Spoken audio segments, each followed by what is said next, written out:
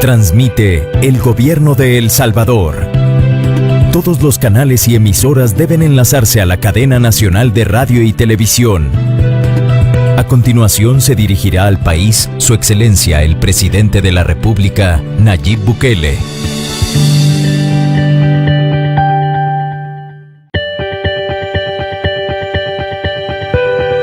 Transmite el Gobierno de El Salvador. Todos los canales y emisoras deben enlazarse a la cadena nacional de radio y televisión. A continuación se dirigirá al país Su Excelencia el Presidente de la República, Nayib Bukele.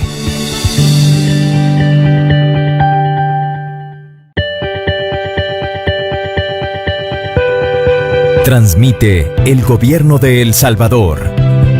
Todos los canales y emisoras deben enlazarse a la cadena nacional de radio y televisión.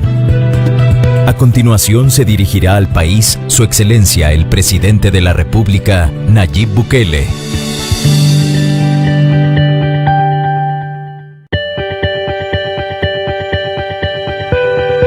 Transmite el Gobierno de El Salvador. Todos los canales y emisoras deben enlazarse a la cadena nacional de radio y televisión. A continuación se dirigirá al país Su Excelencia el Presidente de la República, Nayib Bukele.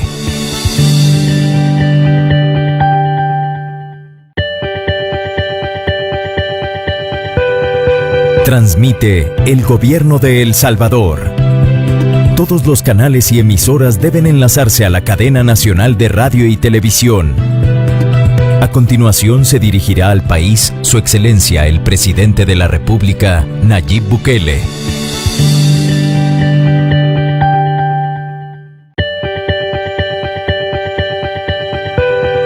Transmite el Gobierno de El Salvador.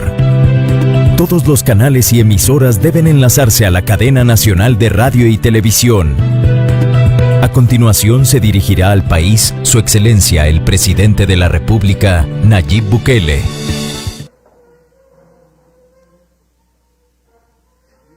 Desde el Salón de Honor de Casa Presidencial, este es el mensaje a la nación del Presidente de la República, Nayib Bukele.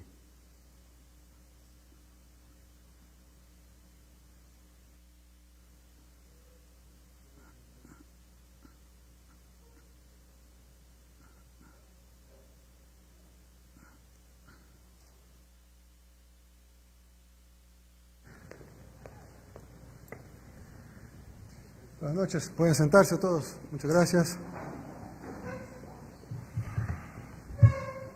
Pueblo salvadoreño, muy buenas noches. Este día hemos convocado a esta cadena nacional de radio y televisión. Un saludo a todos los que nos permiten llegar hasta sus casas y hasta donde quiera que estén, desde su computadora, desde su celular, o en su televisor, o en su radio. En primer lugar, quiero saludar a todo el equipo. Yo sé que han estado trabajando arduamente y que los días que se vienen van a hacer parecer un sueño bonito lo que hemos pasado hasta ahorita comparado a los días que se vienen en cuanto al trabajo y al sacrificio que vamos a tener que hacer nosotros y todo el personal que está en las calles, en la primera línea de defensa, el personal de salud, los policías, los soldados, la gente del MOP que está colaborando, las demás instituciones y el pueblo salvadoreño. Bien, en primer lugar quisiera contarles los datos de hoy. Este día realizamos 410 pruebas, confirmamos 9 casos más de COVID-19 en El Salvador. Son 4 hombres y 5 mujeres, todos estables, gracias a Dios, todos importados, todos en aislamiento, todos en cuarentena desde el primer día. Por lo tanto, no hay nexos epidemiológicos identificables por el momento en estos 9 casos que hemos confirmado hoy. Uno es procedente de Guatemala, uno procedente de Honduras, 2 procedentes de España, 1 procedente de Colombia, 1 de Brasil, 1 de República Dominicana y 2 de Italia. Las edades son 8 entre 20 y 39 años y 1 entre 40 y 59 años, es decir, son 8 jóvenes y un joven también, no tan joven. 8 entre 20 y 39 años. Para los que pensaban antes que a los jóvenes no se enfermaban de COVID, de hecho hoy tuvimos un fallecido de 41 años, que se convirtió en el fallecido número 4. en El Salvador, de 41 años, 3 años mayor que yo, y falleció de COVID, sin aparentes, o sí tenía algunas patologías, pero no eran patologías graves, prácticamente una persona sin patologías graves aparentes, una persona como cualquier otro de 41 años, y falleció ahora. Bien, dentro de eso también hay cosas buenas. Una de esas son más de 200 personas ya que han salido de los centros de cuarentena. El día de ayer publicamos 81 que salieron de cuarentena el día de ayer. El día anterior, el día de ayer, fueron...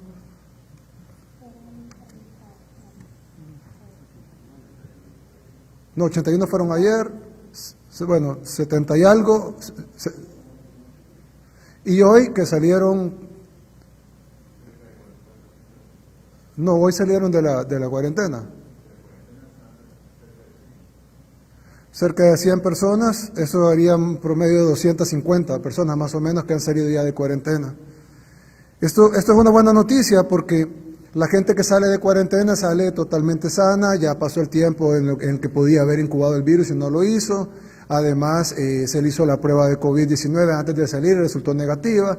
En algunos casos, cuando hemos sacado a todo el 100% del centro, como ha pasado ya en 2 centros, se han hecho 2 pruebas de COVID para estar seguros y ya se han vaciado básicamente algunos centros, otros no al 100%, pero sí se han sacado algunas personas y eso es una buena noticia. Lo otro es que hoy tuvimos 3 personas más que se curaron. Cuando decimos curados, estamos hablando de personas que estaban enfermas, tenían síntomas, tenían prueba positiva de COVID, se les aplicó los protocolos, se les aplicó el tratamiento y ya están totalmente curados. Al cabo, no solo que ya no tienen síntomas, ya están fuera de peligro, sino que se les hace la prueba y resulta negativa. Para confirmar, hemos hecho 2 veces la prueba para estar seguros que son negativos y que por lo tanto pueden darse de alta. Sin embargo, se les va a dar de alta con 15 días de cuarentena absoluta domiciliar porque por una extra, por tener una precaución extra, pero realmente es gente que ya está curada. Por ahí alguien dijo de que el rango de curados y fallecidos era muy cercano. Esto es un poco de ignorancia del tema. Evidentemente lo que sucede es que es más rápido.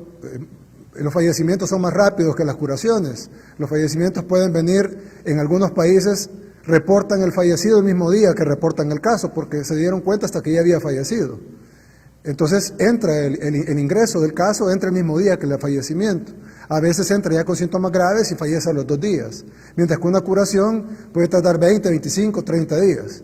Así que a lo largo del tiempo los curados van a ser mucho más que los fallecidos, pero al inicio, por razones obvias de simplemente el tiempo que ha pasado, pues los fallecidos no van a ser más, pero sí van a tener una ventaja temporal con los curados que tardan más tiempo. Hay que tomar en cuenta que El Salvador fue de los países que más tarde tuvo casos.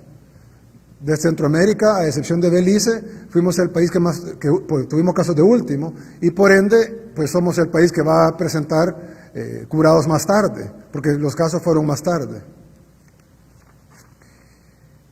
Quiero decir además de que ustedes saben, hemos implementado varias restricciones, son más o menos 80 restricciones las que se han puesto, cierre de centros comerciales, áreas de cine, etcétera, y la cuarentena total, la cual no se está cumpliendo por la población y no sabemos de qué manera decírselo. Se les hemos puesto lo que está pasando en otros países, lo que está pasando, les hemos dado estadísticas matemáticas, estadísticas de otros países, hemos visto lo que ha pasado en Italia, lo que ha pasado en España, lo que está pasando ahorita en Estados Unidos. En el caso de Italia y España tenemos muchos compatriotas allá, pero en el caso de Estados Unidos tenemos 3 millones de compatriotas que nos pueden ratificar lo que está sucediendo allá. Además, la gente que tiene acceso a redes sociales o en los medios de comunicación han visto lo que está pasando en Ecuador, por ejemplo, y donde han levantado cientos de cadáveres de las casas, o sea, ni siquiera del hospital, de las casas, gente que vive con sus parientes muertos en la casa durante 4 o 5 días porque el sistema está totalmente colapsado y tardan 5 días en llegar a traer a su pariente muerto a la casa. Y eso está pasando ahí nomás en Ecuador, en un país latinoamericano, con un clima parecido al nuestro, con todas las cosas parecidas a la nuestra. Tenemos países del primer mundo, ciudades las más avanzadas en todo, en dinero, en tecnología, en recursos, en médicos, en hospitales como Nueva York, que está sacando un muerto cada 7 minutos.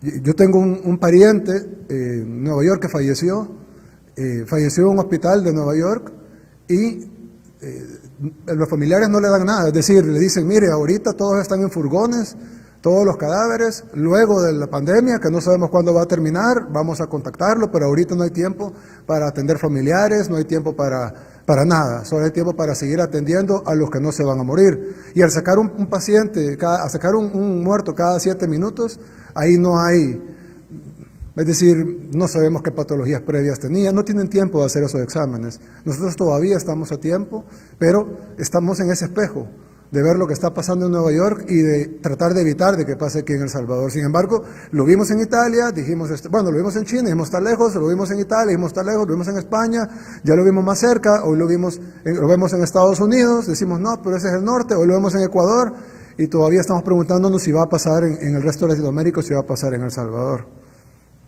Así que yo les quiero pedir, en primer lugar, por favor, cumplan la cuarentena, quédese en su casa, a menos que sea estrictamente necesario, ya saben las condiciones en las cuales es estrictamente necesario, no salga de su casa.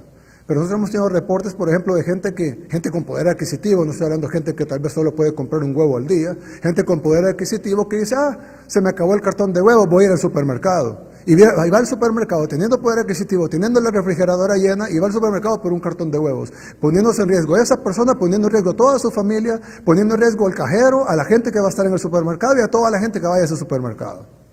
Si usted va al supermercado, donde todo es más caro que en el mercado, de entrada tiene poder adquisitivo para quedarse sin huevos un rato. Y es inaudito. Hay gente que sube fotografías de fiestas en casas.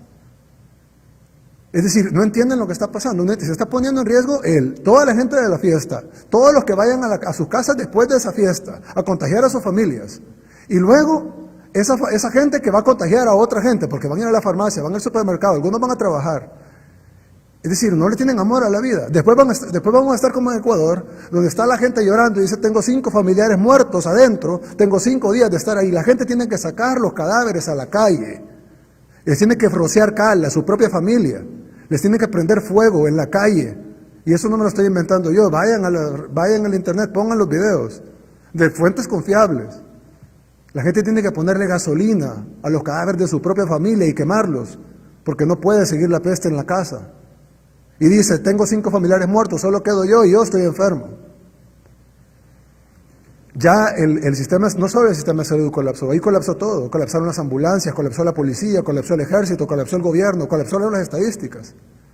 Ya las estadísticas de Ecuador dicen que tiene 140 muertos, pero hay 350 cadáveres en el suelo. De ahí colapsó todo. Y yo digo, ¿qué estamos esperando? ¿Que nos pase lo mismo? No, pero es que tenemos que estar más preparados. ¿Más preparados que quién? Que en Nueva York. Tenemos que tener un mejor sistema de salud que en Nueva York. Así nos tenemos que preparar. Bueno, miren lo que está pasando en Nueva York. En Nueva York ya ni siquiera están atendiendo a la gente que no está grave. Y los que no me crean, hay 500,000 de salvadoreños en Nueva York. 500,000 en sus alrededores, Long Island, etc. Pregúntenle a ellos. O los que están y nos están viendo ahorita, por favor, posteen en sus redes sociales, llamen a sus familiares, díganle lo que está pasando en Nueva York. Explíquenle, en Nueva York no podemos tener más recursos que Nueva York. No podemos tener mejor sistema de salud que Nueva York, no podemos tener mejores hospitales que Nueva York, más ambulancias que Nueva York, más morgues que Nueva York, más insumos médicos que Nueva York, más ventiladores mecánicos, no podemos tener más que ellos.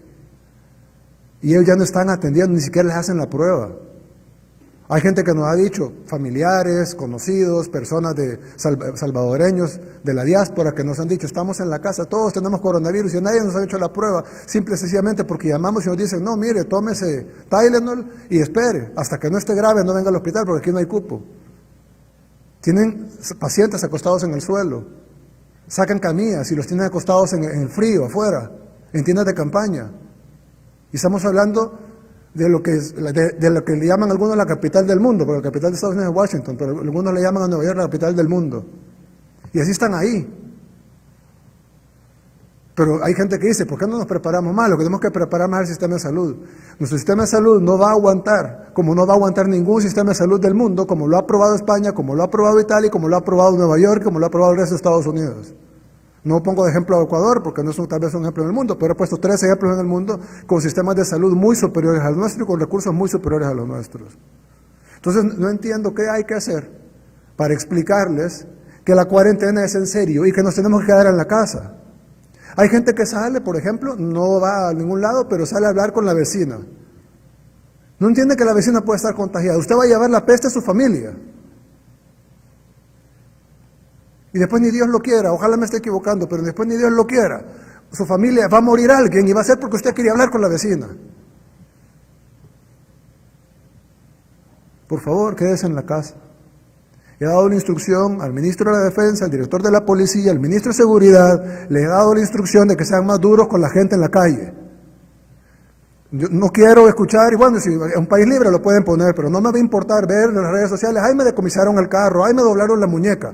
No vamos, eso es mucho menos a que se muera su familia y la familia de otros. Así que sí, lo van a detener y lo van a llevar a los centros de contención, y ahí va a pasar 30 días con desconocidos, en lugar de estar en su casa. Le van a quitar su carro, sí, se va a enojar, no importa. Prefiero una persona enojada, prefiero bajar un poquito en popularidad, pero que vivan los salvadoreños. Porque no vale que por la irresponsabilidad de algunos mueran todos. Así que le hago la instrucción a todos, y aquí lo estoy diciendo en vivo, para que cualquier cosa la culpa recae en mí. Tienen que ser más duros con la cuarentena, los que estén violando la cuarentena tienen que ser remitidos inmediatamente a centros de contención durante 30 días. Decomisen el carro, llévense el carro, lo llevan a Changayo, pasa lo que sea, no importa, pero la persona que está violando la cuarentena, sea a pie, en bus, en carro, en lo que sea, lo detienen. No importa su estatus, lo detienen y lo llevan a centro de contención. Sí, digan lo que digan los opositores.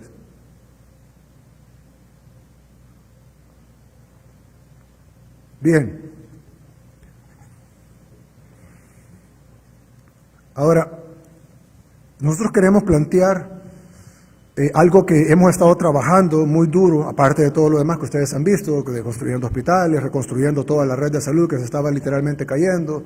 Hemos reconstruido hospitales que prácticamente no servían, estamos adecuando instalaciones que no eran hospitalarias, pero las estamos adecuando para cuidados básicos y cuidados intermedios. Estamos adecuando para cuidados intensivos, ya tenemos más UCIs que las que teníamos ayer. Estamos construyendo en CIFCO, donde vamos a tener 1000 UCIs, 1000 unidades de cuidados intensivos, 10 veces más de las que tenía el país en su totalidad solo en CIFCO.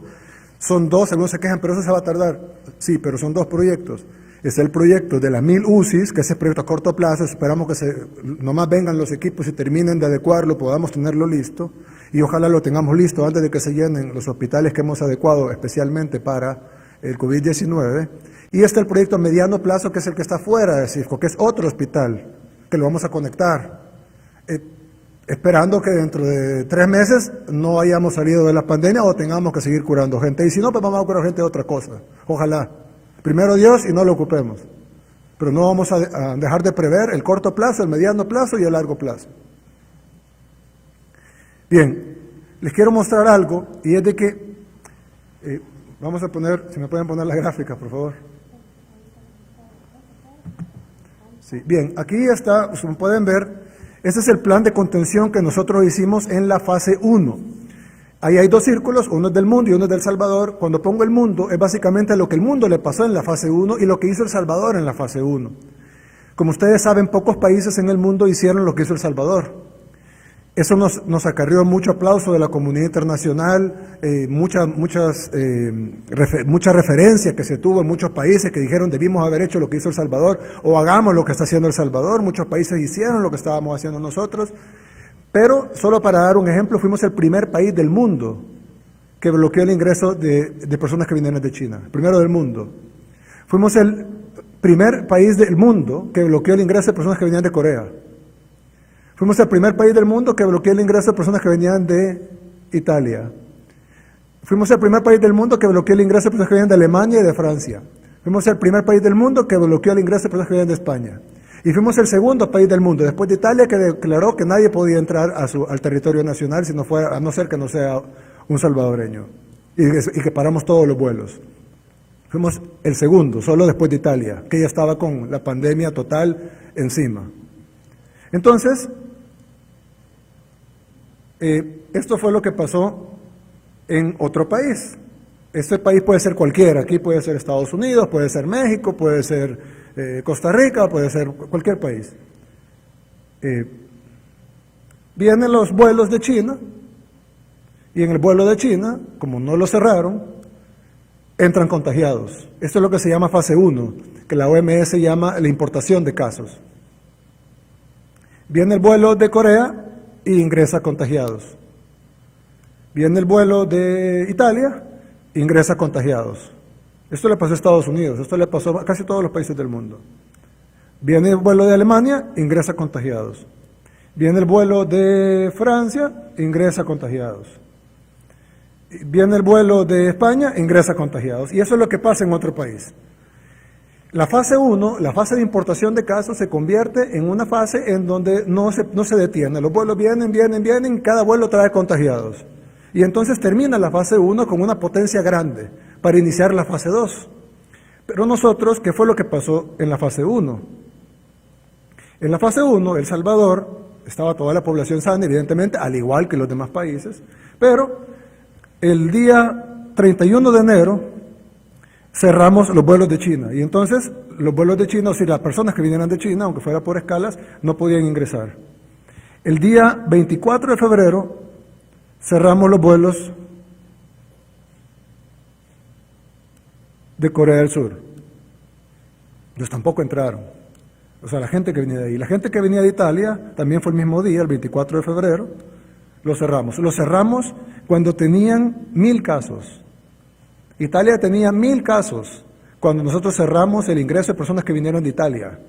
Ahora tienen 132,000 casos en Italia. 132,000. Y nosotros lo cerramos cuando tenían 1,000. Francia, nosotros lo cerramos cuando llegaron a 1,000. Ahorita tienen 98,000 casos. Entonces también cerramos el ingreso de las nacionalidades que tenían más probable infección.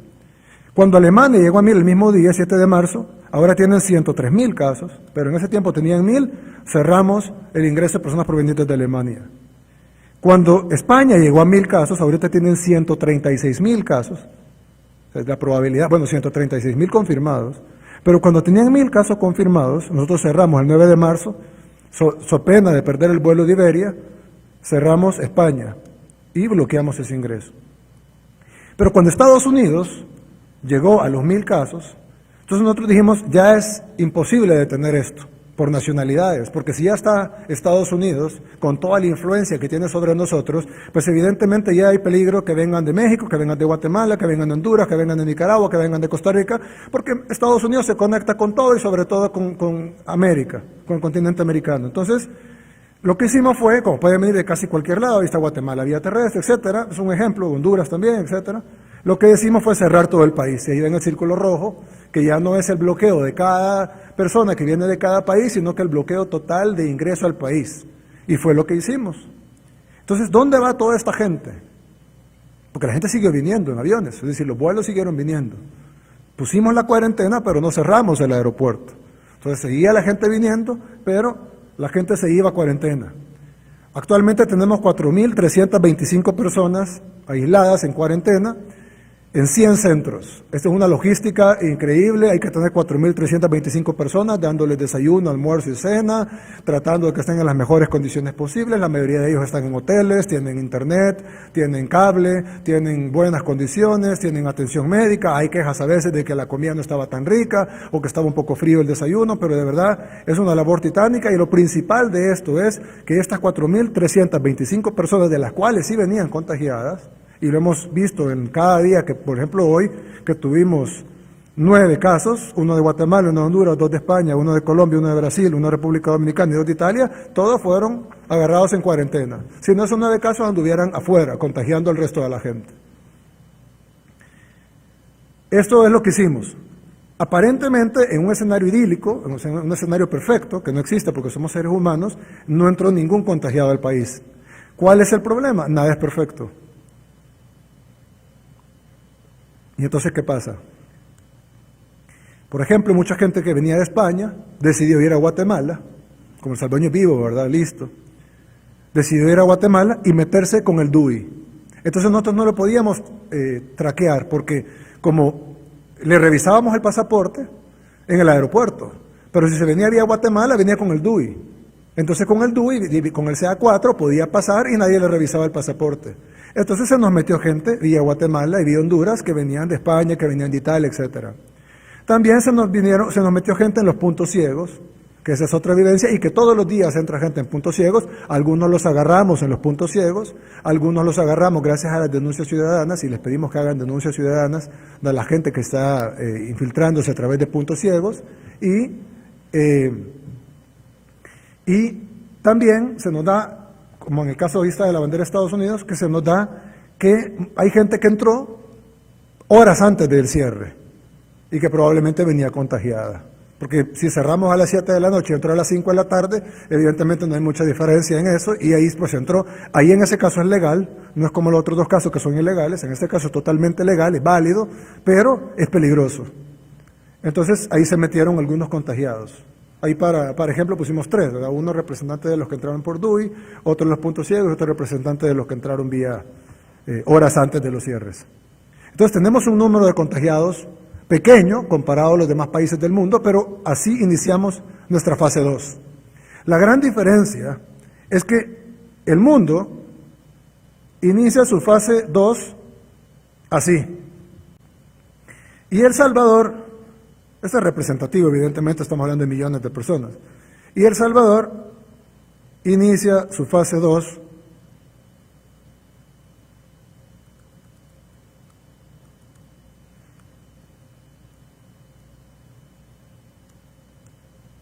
así.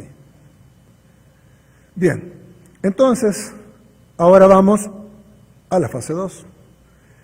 Normalmente los países no hacen nada en la fase 2. Es decir, hemos visto algunos países, por ejemplo Guatemala puso restricciones en la fase 1 al igual que nosotros, un poco después, pero pusieron. Otros países también pusieron restricciones a los ingresos. Muchos países, me atrevería a decir, tarde o temprano pusieron alguna restricción en la fase 1. Hay países que no lo hicieron, de hecho todavía, caso de México o Nicaragua, no tienen ninguna restricción. Pero la mayoría de países pusieron algún tipo de restricción de fase 1.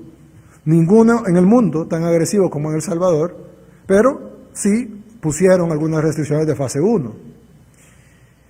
Una vez pasada la fase 1, ya sea con muchas restricciones como nosotros, con pocas restricciones como otros países o con ninguna restricción como otros, pero simplemente dejan que la fase 2 suceda.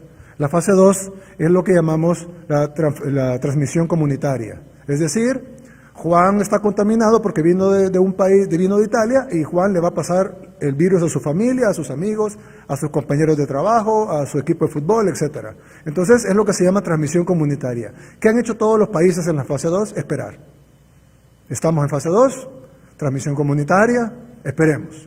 La gente se empieza a contagiar, al rango de 15 días más o menos empiezan los brotes fuertes, empiezan a llegar la gente al hospital, empiezan a tener 100 casos, 200, 400, 800, 1000, 2000, 4000, y entonces los hospitales se desbordan, empieza a morir gente, no da abasto, el sistema de salud colapsa, y eso es lo que ya en la fase 3, cuando ya es una epidemia generalizada. Y cuando colapsa, que es la fase 4. Pero nadie hace nada en la fase 2. Hizo un poco Singapur, hizo un poco Japón, pero casi nadie hace nada en la fase 2. Entonces, nosotros hemos decidido hacer algo en la fase 2 y hemos diseñado un plan que sí hemos tomado información de muchos países, hemos tomado información de cosas que se han hecho en Singapur. Por ejemplo, de hecho el martes tenemos una teleconferencia con el ministro de Salud de Singapur. Hemos tomado varias información de otros países, lo que han hecho bien, lo que han hecho mal, y hemos diseñado un plan que es un plan salvadoreño, es único, de verdad nadie lo está haciendo así. Creemos que puede ser replicado por otros países, si esto se ejecuta bien, y eso va a requerir el apoyo de la población, si no va a ser imposible, pero creemos que este plan, así como fuimos líderes en el mundo en la fase 1, queremos ser líderes en el mundo en la fase 2. ¿Y cómo podemos combatir la fase 2? Pues bien, ¿cómo funciona la fase 2 en el mundo? Si puedes poner la gráfica. La fase 2 en el mundo es esta, es la transmisión comunitaria. Entran los contagios, entran los contagios de los que hablábamos hace un rato, y están todos los contagios, pero cada contagio tiene un círculo que se le llama nexo epidemiológico. Es decir, su familia, sus amigos, ya no son los casos importados, sino es la transmisión que esta persona le hace a su comunidad del virus, muchas veces sin saberlo, la mayoría de veces sin saberlo. Entonces, por ejemplo, si esta persona entró de China, contaminada, esta persona va a contagiar a un grupo, no todo su círculo nexo epidemiológico, pero sí a una parte de su nexo epidemiológico. En este caso, para manera de ejemplo, ponemos 10 nexos y esta persona ha contagiado 3. Así pasa con cualquiera. Si digamos esta persona vino de España, igual contagia a una parte de sus nexos epidemiológicos, o de su círculo epidemiológico, como lo estamos llamando en esta estrategia que estamos haciendo, igual si vino de Francia. Ahora, aquí viene lo interesante. Una persona que viene de Francia, o igual el que vino de España, o el que vino de China, o el que vino de cualquier lado, no solo contagia a las personas que están en su nexo epidemiológico, en su círculo epidemiológico cercano, sino que contagia también, van a decir, ¿por qué no está explicando esto? Ya van a ver por qué. Sino que contagia también a las personas, indirectamente a las personas de los nexos epidemiológicos, de sus nexos epidemiológicos. Por ejemplo, si esta persona que entró de Francia contagia a su hermano, porque viven en la misma casa, su hermano va a contagiar a 3 compañeros de trabajo que no tienen ningún nexo con ella, pero tienen nexo con su hermano. Entonces son nexos epidemiológicos del nexo epidemiológico del caso importado. Es decir, de esta manera es como se propaga la transmisión comunitaria. Para explicarlo mejor, ¿y qué es lo que vamos a hacer? Para explicarlo mejor, bueno, igual aquí, dentro de Italia, etc. Ahora, ¿qué es lo que vamos a hacer en El Salvador? En El Salvador pasaría lo mismo, con 2 diferencias fundamentales. La primera diferencia es que en El Salvador entra con menos potencia, por la fase 1.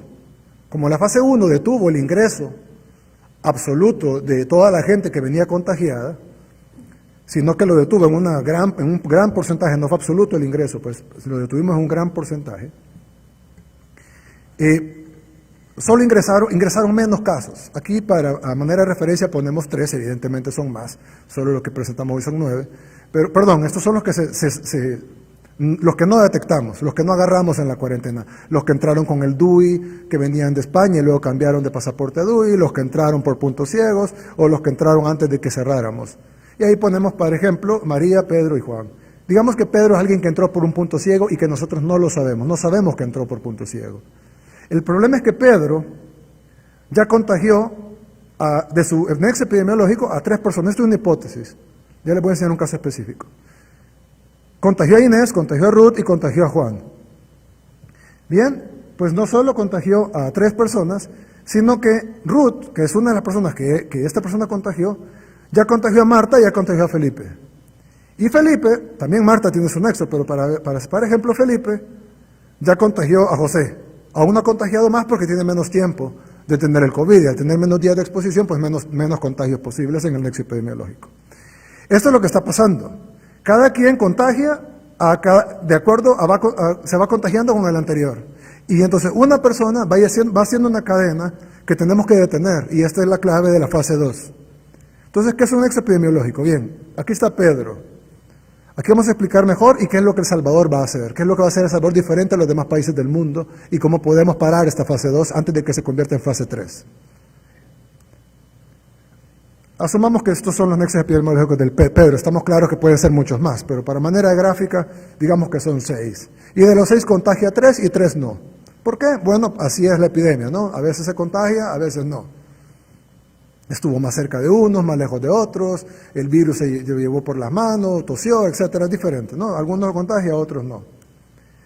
Cada uno de esos nexos tiene nexos epidemiológicos. Los que ven en gris oscuro, en negrito, depende cómo lo vean en el televisor, ya no importan, es decir, ellos ya están totalmente sanos, ellos no fueron contagiados por Pedro. Si no siguen en contacto con Pedro, y a eso vamos a llegar, cómo vamos a trabajar la fase 2. Si no siguen en contacto con Pedro, si nosotros removemos a Pedro de la cadena de contagio, ya los que ven ustedes en negrito ya no les pasó nada. Ahora, los que ven en rojo no solo están contagiados, sino que van a contagiar más gente. De sus nexos epidemiológicos van a contagiar algunos, como el caso del primero, contagia a 2 de 4, por decir, el segundo contagia a 1 de 4, el tercero no contagia a nadie porque tuvieron suerte sus nexos. Cada uno de los que no son contagiados, pues ahí queda, no son contagiados. Pero los que sí son contagiados contagian a más, y así sucesivamente hasta que llega el punto donde ya el nexo es muy lejano y muy nuevo y no contagian a los últimos. Pero todas esas personas que ustedes ven ahí, que las subrayo ahí con un círculo rojo encima, todas fueron contagiadas por el ingreso del punto ciego de Pedro. Ahora, esto que estoy mostrando aquí es un demo, puede ser 10 veces más que esto, causado por el ingreso del punto ciego de Pedro. Ahora bien, ¿qué es lo que podemos hacer nosotros? Si nosotros vamos a buscar a Pedro, de ahora en adelante, era lo que no estábamos haciendo antes, de hecho teníamos 2 días de estarlo haciendo, hay alguna gente que ya lo sabe por experiencia propia. Ahora vamos a buscar a Pedro. Vamos a ir a los hospitales, vamos a preguntar quiénes tienen enfermedades respiratorias. El Salvador siempre ha tenido muchas neumonías. Vamos a hacerle pulmonías, broncoespasmos, tos, gripe. Vamos a hacerle exámenes a todos. Por eso hemos más que duplicado las pruebas y queremos llegarles a 1000 diarias. Entonces vamos a hacer 1000 pruebas diarias y ahí vamos a encontrar a Pedro, al que no teníamos. Que entró por punto ciego, que se contagió, no importa, vamos a encontrar a Pedro. Por la razón que sea, tiene COVID-19. Y de los nexos epidemiológicos de Pedro, que los vimos en la página anterior, como ustedes pueden ver, directamente a Pedro, vamos a quitar los anteriores, directamente a Pedro, son 3 los que están contagiados y 3 los que no están contagiados, pero nosotros no sabemos quiénes son. Entonces, ¿qué es lo que tenemos que hacer ahora? Nosotros tenemos que ir por los nexos epidemiológicos de Pedro. Entonces va a llegar el Ministerio de Salud con el apoyo de la Policía y la Fuerza Armada y le va a decir a la persona, mire, disculpe, tenemos que llevarlo a un cuarto de cuidado. Un cuarto de cuidado es un cuarto de un hotel de muy buena calidad, no voy a decir los nombres por evidentes razones, pero de excelente calidad. Los cuartos de los hoteles son mejores que el 99% de los cuartos donde están durmiendo ahorita. Tienen cable, tienen internet, tienen 3 tiempos de comida al día, baño propio, etcétera. Van a estar en la mejor condición posible. ¿Y por qué? Porque de estos 6 no sabemos, aquí en la presentación sabemos que hay 3 contagiados y 3 que no, pero en la realidad no sabemos quiénes tienen COVID y quiénes no. Entonces, la FAES, la PNC y el Ministerio de Salud juntos van a llevar a los 6. Pedro ya está en el hospital o ya está en el cuarto de cuidado, depende de su gravedad. Pero los nexos epidemiológicos los vamos a llevar a un cuarto de cuidado a una cuarentena de 5 días. 5 días. ¿Por qué 5 días? Porque las pruebas nuevas que tenemos dicen que se puede detectar en casi un 100% de veracidad a los 5 días. Sumado a los días anteriores que tuve en contacto con Pedro. No necesariamente el contacto fue en el minuto antes que lo llegamos a traer. Pero tenemos los 5 días más lo demás que es adicional.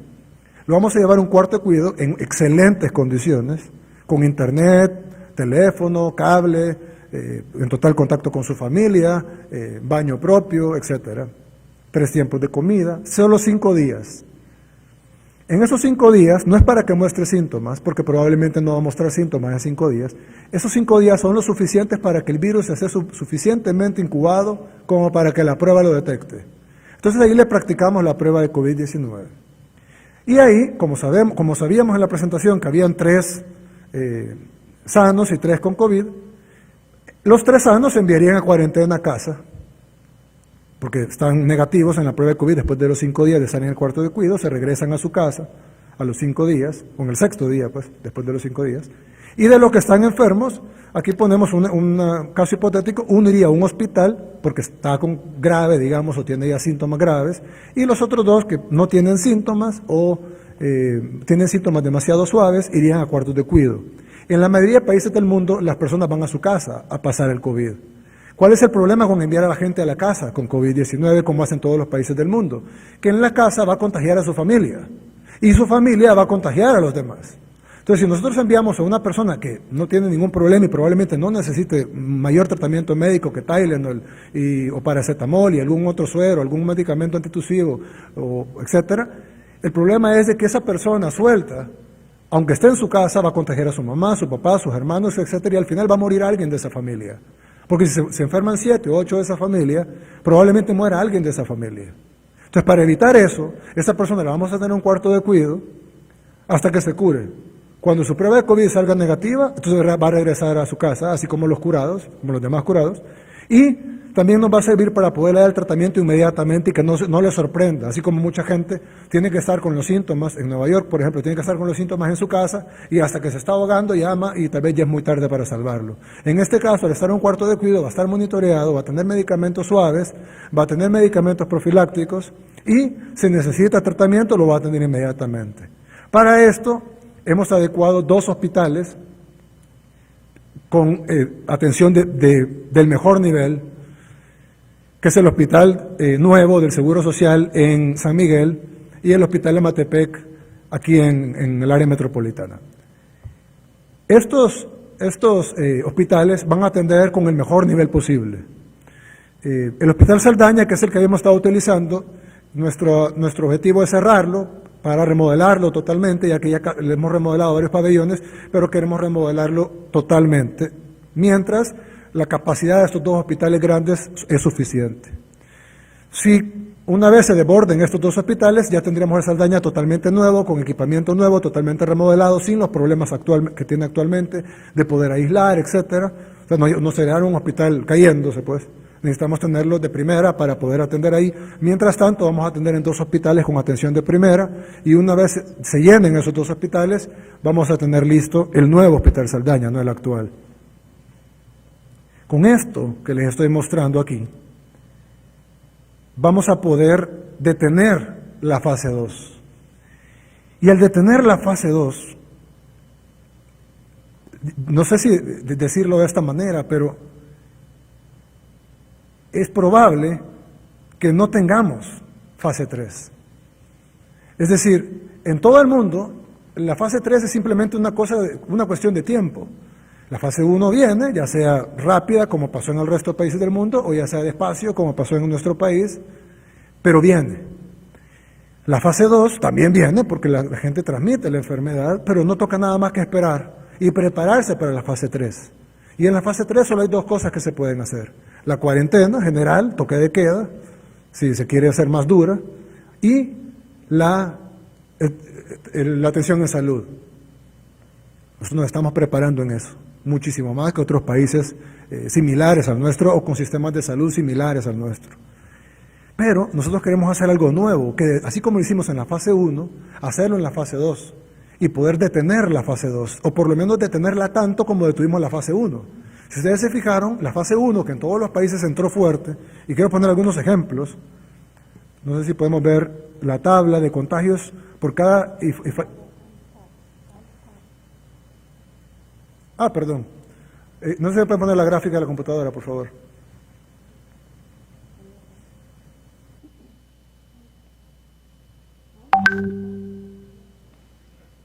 No, ahí está. Entonces, en la fase 3... perdón. En la fase 3, esto es lo que pasa en la fase 3. El sistema, ya está el contagio masivo, el sistema de salud se colapsa y se desborda el número de fallecidos por 2 razones. La primera, porque el sistema de salud está colapsado y por ende no puede atender a la gente y muere más gente que si tienen atención médica. La segunda es porque simple y sencillamente es matemática. Al haber más contagiados, pues hay más fallecidos. Y entonces se desbordan no solo los hospitales, sino que se desbordan las morgues, se desbordan los cementerios, se desborda todo. Y más gente sufre. No solo por la enfermedad, sino por su ser querido fallecido. Y estamos hablando de números espeluznantes. Para darles un ejemplo, en Estados Unidos murieron el 11 de septiembre 3.000 personas, el 11 de septiembre de 2001. Y ahorita Estados Unidos lleva 10.000 fallecidos, 3 veces más que el 11 de septiembre. Y Estados Unidos no va ni por cerca de su pico. Yo he escuchado gente decir que Estados Unidos está a 1 semana de su pico.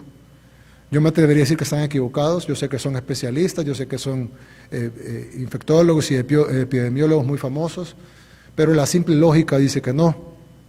Incluso yo he visto gráficas que han publicado gente muy inteligente en nuestro país y dicen, este es el número máximo de casos. Y yo creo que todos los que hemos presentado proyecciones en base a diferentes progresiones aritméticas, geométricas, de acuerdo a tablas o a curvas epidemiológicas de universidades, etcétera. Pero creo que se les olvida lo más sencillo y el sentido común, y es que si alguien está contagiado, puede contagiar a los demás. Cuando alguien dice el número máximo de contagiados que va a tener el país son 60,000, ¿por qué? Si esos 60,000 van a la calle, pueden contagiar otros 60,000 o otros 100,000. ¿Qué es lo que les va a evitar? La curva. No hay curva que dibujen ustedes o yo o nadie de este equipo o del equipo de especialistas mundiales que nos dé una curva. Esta es la curva del Salvador. Ok, tiene sentido, pero ¿y si hay 60,000 como máximo? Y esos 60,000 van a la calle o van a las maquilas o van a trabajar o van al supermercado o van a hablar con la vecina o van a una fiesta. ¿Qué va a pasar? ¿Se va a parar ahí porque la curva así dice? ¿Porque un tanque de pensamiento dice que en 60,000 se queda? No, se van a contagiar más gente. ¿Dónde está el límite? El único límite que se puede dar, objetivo, es cuando la gente ya tiene inmunidad, es decir, la gente que ya pasó por la enfermedad, que en la mayoría de los casos, porque ha habido casos de doble contagio, en la mayoría de los casos no se debería de volver a contagiar, porque debería ser ya inmune al virus. Pero eso solo cuando ya la población ya se contagió. ¿Cuál es el problema? Que si queremos contagiar al 70, 80% de la población, como ha dicho el gobierno de Alemania, como ha dicho el gobierno de Ecuador, o como ha dicho varios gobiernos, estamos hablando de millones de salvadoreños contagiados. Y si le ponemos una tasa de mortalidad del 3%, por ejemplo, estamos hablando de cientos de miles de salvadoreños muertos, más que toda la guerra civil junta. 12 años de guerra civil, más que 30 años de pandillas y de delincuencia junta, en unos meses. Si no hacemos nada. No hay ninguna curva que alguien pueda dibujar, ni que la dibuje nadie, ningún especialista que traigamos del mundo va a dibujar una curva que evite que las 60,000 contagiados salgan a la calle y no contagien a otros 60,000. Y que esos 120,000 no contagien a otros 120,000. Usemos el sentido común. Bien.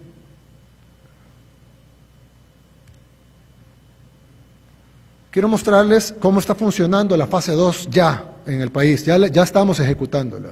Se la comento porque tienen que estar informados, tienen que saber lo que el gobierno está haciendo y además porque necesitamos su colaboración para que esto funcione. La única forma que seamos el único país que ya tenga la fase 2 es con la colaboración de todos ustedes.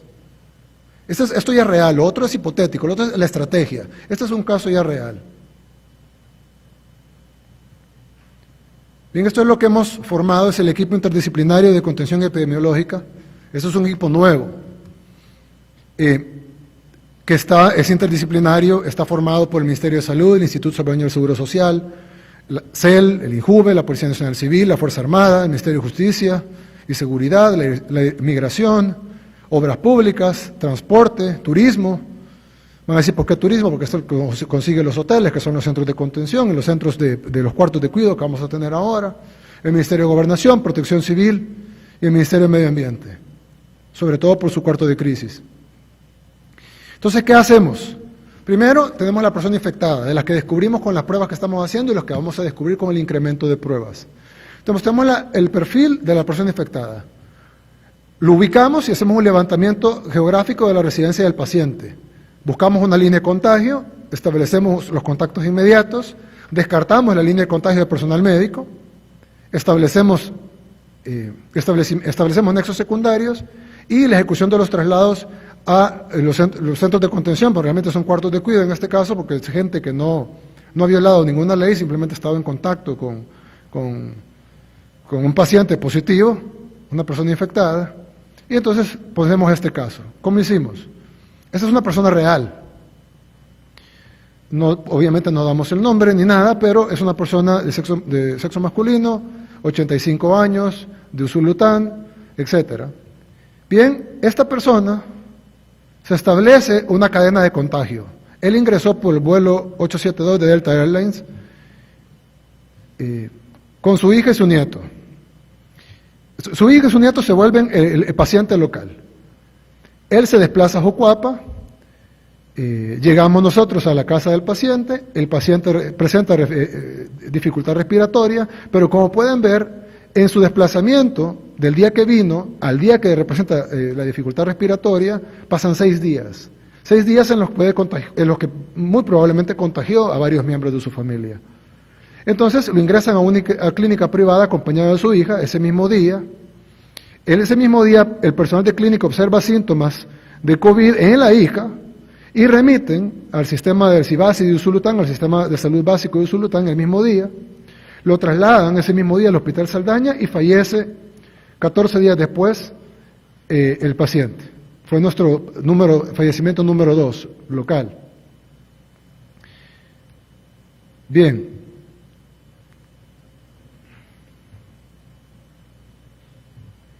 El paciente, el nexo epidemiológico, el paciente primario, que es la hija, tenemos sus nexos comunitarios, los que lo atendieron médicamente y el vuelo en el que vino. En ese vuelo venían 67 personas.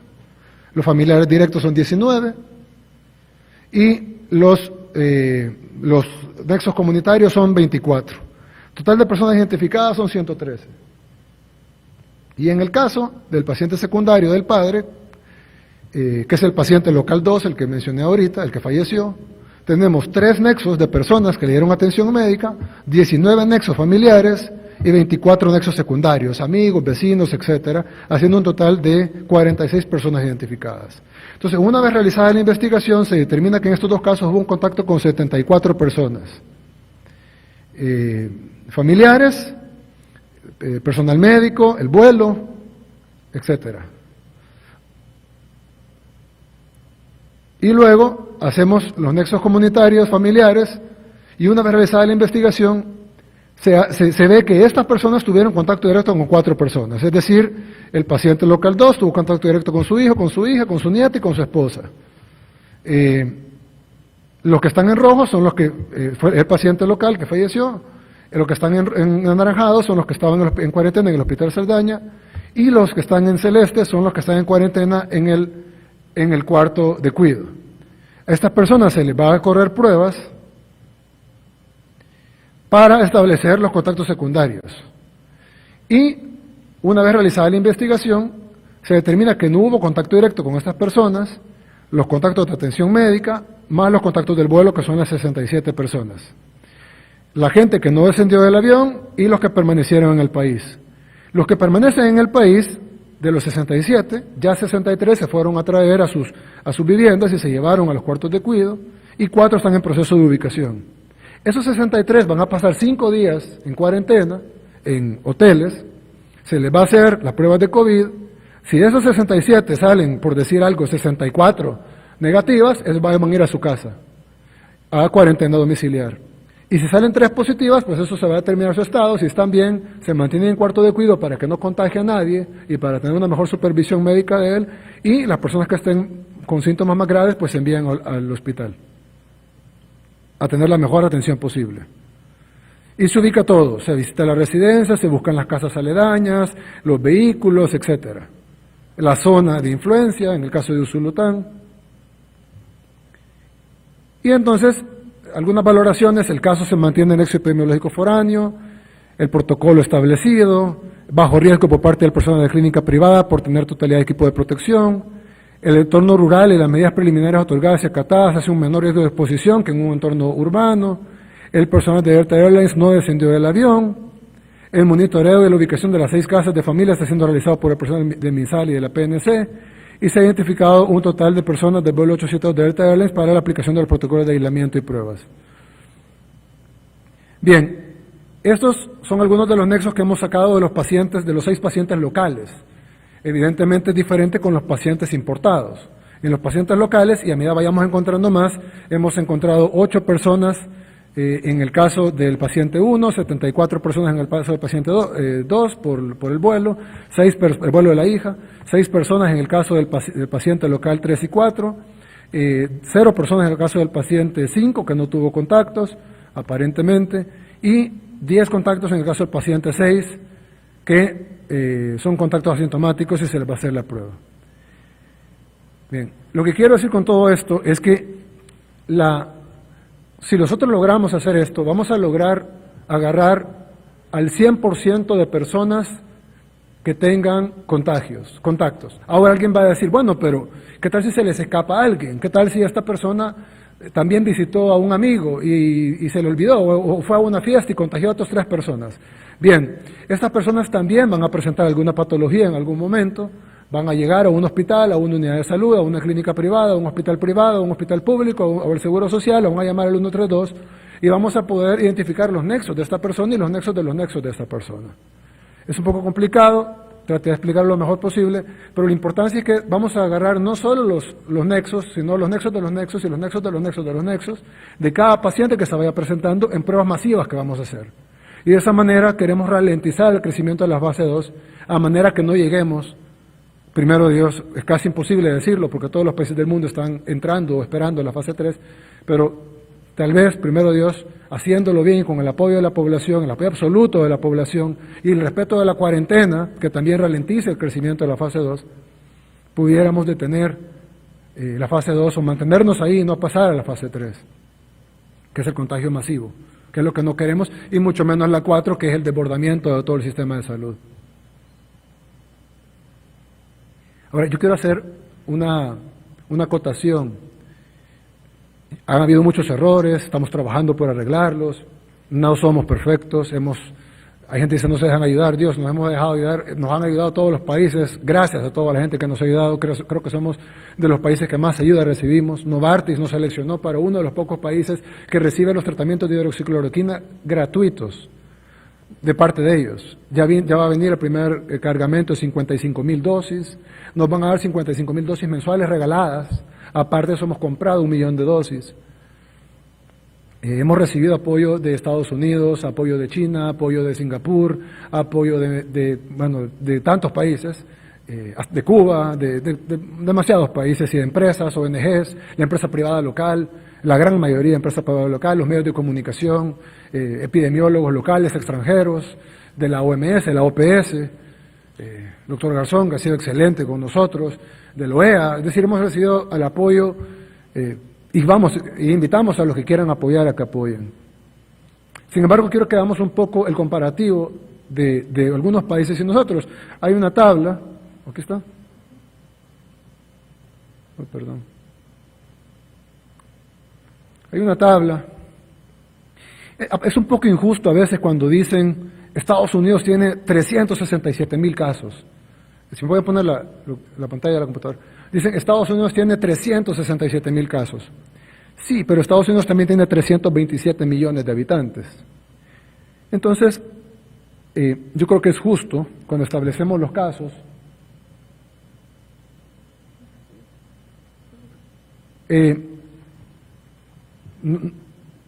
cuando establecemos el número de casos, tanto de contagiados como de fallecidos, tenemos que establecerlo y compararlo con la población. No es lo mismo 300,000 casos en Estados Unidos, que representa el 0.1% de su población, a 300,000 casos en El Salvador, que representarían el 5%, el 4% de la población. Es diferente. Entonces, tenemos el número total de fallecidos por país y tenemos el número total de contagiados por país. El total. Entonces tenemos, por ejemplo, en Italia tenemos 16,000 fallecidos, y tenemos 132,000 contagiados. Esos son números oficiales, evidentemente pueden ser mucho más. Caso de Estados Unidos, familiares míos que ni siquiera les han podido tomar la prueba porque los hospitales están desbordados, conocidos, gente de la diáspora que nos ha comentado esto, pero todos los países tienen sus limitaciones, el dato que podemos tomar es el oficial. Entonces aquí están los fallecidos por país y los contagiados por país. Y luego, para poderlo relativizar, sacamos cuántos contagiados por cada millón de habitantes. Entonces Italia, que tiene 132,000 contagiados, pero tiene una población de 60 millones de habitantes, tiene un contagio de 2.200 personas por cada millón de habitantes. O sea, por cada millón de personas en Italia hay 2.200 contagiados. Estados Unidos, aunque tiene muchos más contagiados que Italia, tiene menos contagiados por cada millón de habitantes. Evidentemente este número es más creciente en Estados Unidos que en Italia y probablemente lo sobrepase, pero hoy por hoy Estados Unidos tiene 1.113 contagiados por cada millón de habitantes. Alemania tiene 1.260 contagiados por cada millón de habitantes.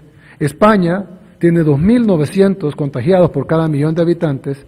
Francia tiene 1.462 contagiados por cada millón de habitantes. Costa Rica tiene 93 contagiados por cada millón de habitantes. Panamá tiene 525 contagiados por cada millón de habitantes y El Salvador tiene 9.8 contagiados por cada millón de habitantes. ¿Habrá algún país que estará mejor que nosotros? Sin duda. Muy probablemente hay otros países que presentan mejores cifras, pero simplemente porque no están midiendo, como el caso de Nicaragua, por ejemplo. Yo creo que ahorita todavía estamos en un punto, amén de las dificultades, estamos en un punto en donde nuestro total de casos, 69, más lo que he reportado ahora, nos dejan en un total de contagiados por habitante muy por abajo de países con sistemas de salud y recursos mayores a los nuestros, como el caso de Panamá o el caso de Costa Rica, y con poblaciones más pequeñas, que en teoría deberían tener menos casos, pero ellos no tuvieron una fase 1 tan agresiva, un combate de la fase 1 tan agresiva como la nuestra. Y es por eso que nosotros ahora que iniciamos con una base menor, tenemos 9.8 versus 525 versus 93 versus 1400, etcétera, si aplicamos lo que queremos aplicar en la fase 2, vamos a poder tener una contención de la fase 2 que nadie está haciendo. No lo está haciendo Panamá, no lo está haciendo Costa Rica, no lo está haciendo Francia, no lo está haciendo España. Ellos solo están haciendo la cuarentena, que nosotros la estamos haciendo también, aunque ellos tal vez la están haciendo mejor que nosotros, pero no estarán haciendo este plan que nosotros estamos haciendo para detener la fase 2. Bien, quiero mostrar otra cosa que es importante. Se está hablando mucho de repatriar a un promedio de 4.500 salvadoreños. Yo quiero decir que en esos 4.500 salvadoreños está mi hermana, mis sobrinos, mi cuñado, está la hija de mi secretario privado, están muchos familiares de nosotros, y parientes, amigos, y aquí creo que en esta mesa tenemos varios parientes y amigos que quieren regresar a El Salvador. El problema de repatriarlos es que vienen de zonas donde el contagio es muy grande y donde probablemente los sistemas de salud todavía pueden aguantar. Miami, California, etcétera. Si nosotros traemos un sistema de repatriación masiva, evidentemente más gente de estos 4.000 van a decir yo también quiero ir a El Salvador. Al venir tendríamos que ponerlos en cuarentena a todos, evidentemente. Estaríamos hablando de inicialmente 4.000 personas más en cuarentena, lo cual no tenemos espacio para ponerlos. Empezarían a contagiarse entre ellos, porque tal vez vendrían sanos, pero los pondríamos a ellos junto con otros, y no tenemos, póngalos en cuartos individuales, no tenemos otros 4.000 cuartos. Y supongamos que otros 4.000 más dicen yo también quiero, y todos tienen derecho a lo mismo, ¿no? Entonces ellos van a decir yo también quiero que me repatrien. Si pasa eso, vamos a tener que soltarlos, porque no vamos a tener la capacidad de tenerlos en cuarentena segura. No lo podemos tener en cuarentena insegura, sin darles alimentos, medicamentos, sin tenerlos separados, y entonces va a desbordar todo. Muchos de ellos van a estar enfermos y en ese momento colapsó el país. Es decir, nuestro país colapsaría en un día. Todo lo que hemos hecho se tiraría por la borda, porque nuestro país colapsaría en un día. Lo que mi secretario privado le ha dicho a su hija, lo que yo le he dicho a mi hermana, es quédense adentro de su casa. Ustedes pueden estar en un lugar donde hay 1 millón de contagiados afuera, pero si ustedes no salen de su casa, ustedes no se pueden contagiar, porque el virus no entra por la puerta de la casa. El virus entra con la persona, nosotros somos el vector. No es como el dengue o el chikungunya, que el vector es el zancudo. Nosotros somos el vector, solo nosotros podemos ir a traer el virus afuera, nadie más. Entonces, ¿qué fue lo que pasó?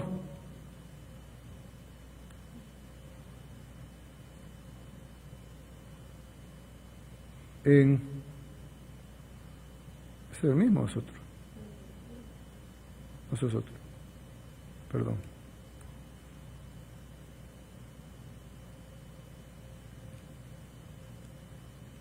No lo tengo aquí. Creo que la tabla de Singapur.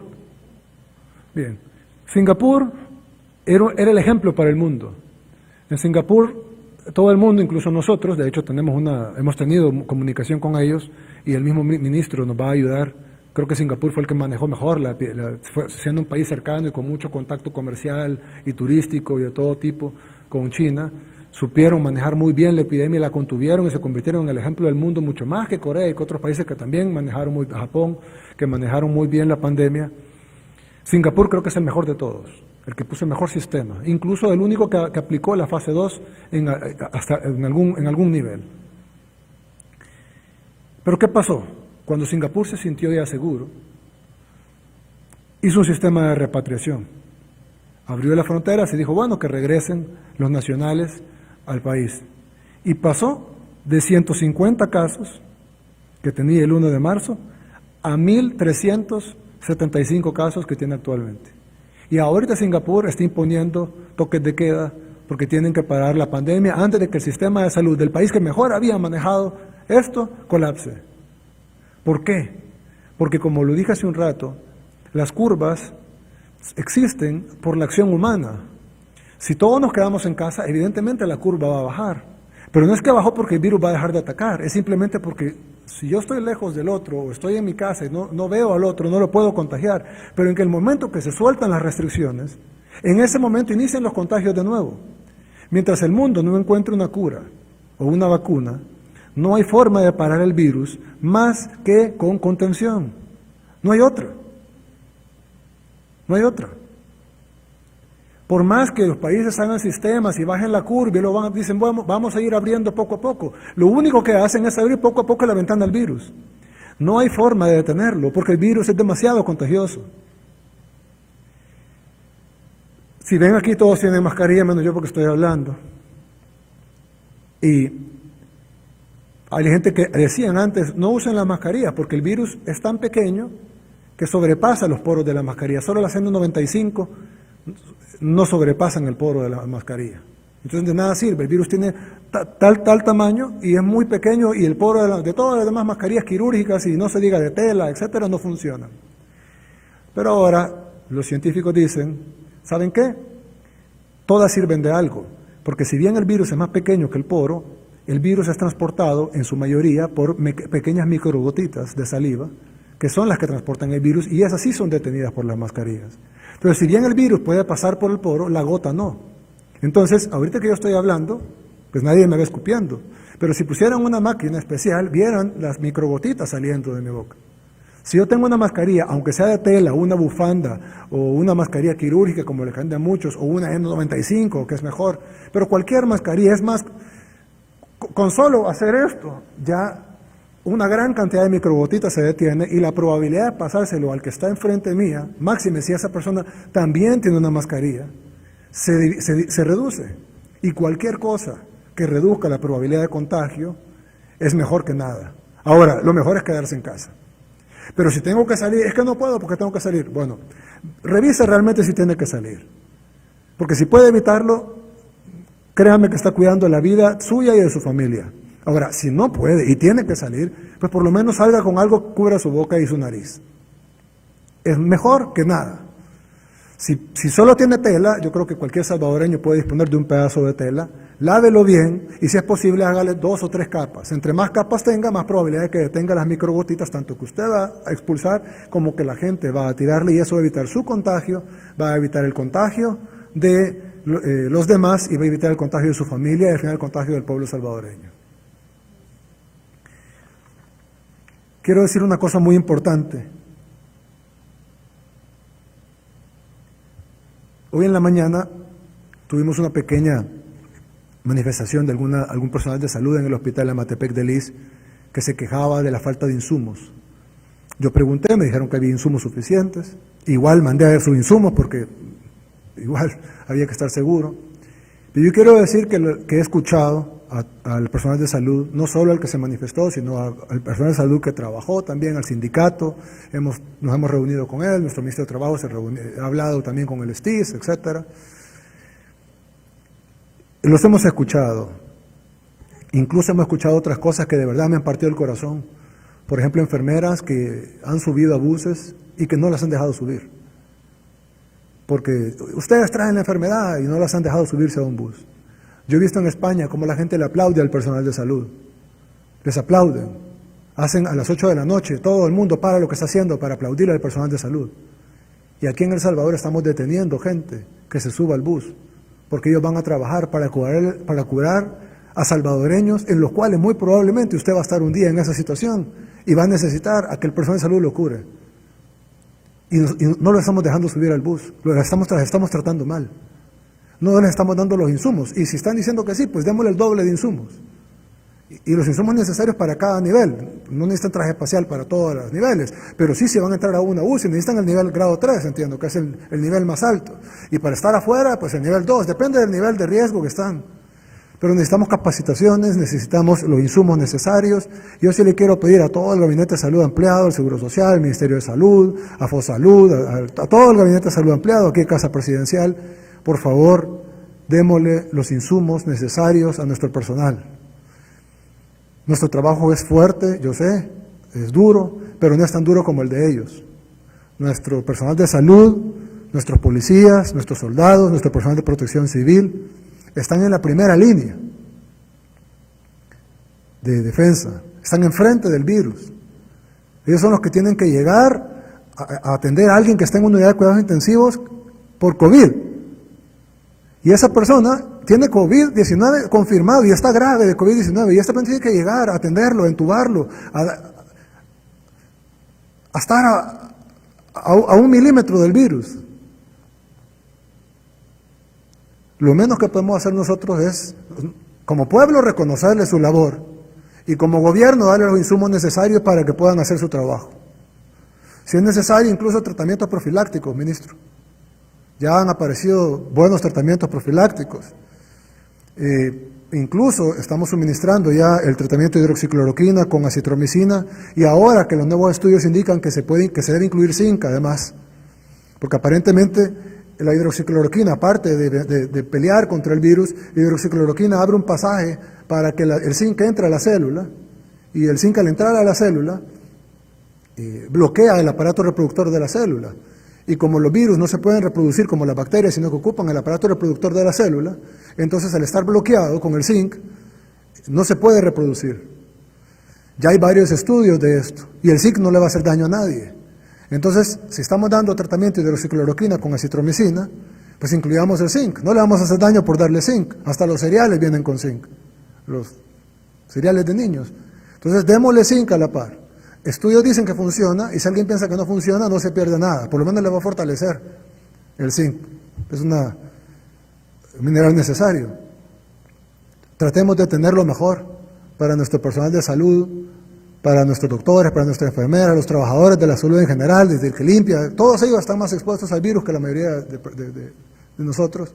Y, por supuesto, a los policías, a los soldados, a la gente de protección civil, a la gente que está en contacto con los centros de cuarentena, que detiene a la gente, que la lleva, a los que encuentran los anexos epidemiológicos, que los van a traer, los policías y los soldados y los personal de salud que va a traer a los anexos epidemiológicos y los llevan a los cuartos de cuidado, los que toman las muestras, etcétera, los laboratoristas que están en contacto con las pruebas del virus. Démosle todo lo necesario.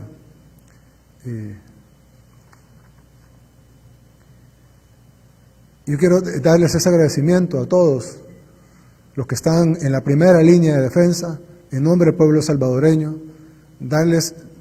No puedo darles más que todo mi corazón y mi agradecimiento y reconocerles.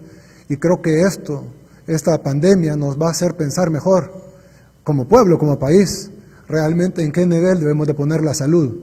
Muchas veces hemos priorizado otras cosas que tienen mucho menor importancia que la salud y no priorizamos las cosas que realmente necesitamos hasta que la vemos enfrente, hasta que de verdad las necesitamos. Yo veo en cuánto tiempo estamos remodelando los hospitales y digo, Dios, ¿cómo fue que no lo hicimos antes? Yo sé que tenemos poco tiempo en el gobierno y que hubo 40, 50 años, 100 años que no lo hicieron, pero ¿por qué no lo hicimos nosotros antes? Ahora tenemos que estar corriendo, remodelando los hospitales, construyendo hospitales en 2 meses. Pero ¿por qué no priorizamos eso antes? Creo que nos debe servir a todos como una reflexión de que la salud debe ser lo primero. Lo otro le quiero pedir de verdad. Yo sé que